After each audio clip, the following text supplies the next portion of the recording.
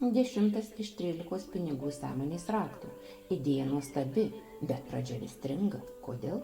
Kartais turime nuostabią viziją.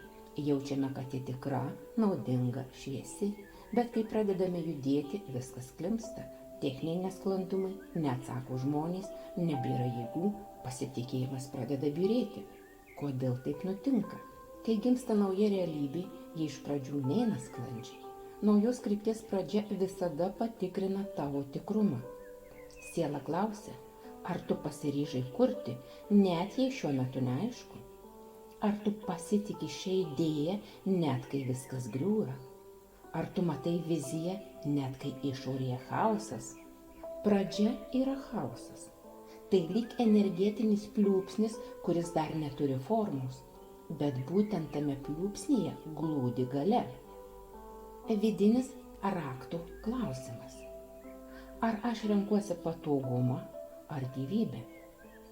Ar aš laukiu idealių sąlygų, ar leidžiu realybei mane formuoti?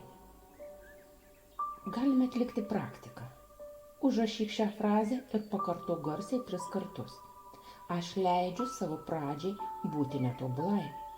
Mano tikrumas, mano kelrodis. Ir judėk.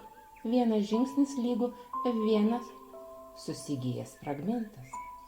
Rytoj tavęs laukia 11 raktas.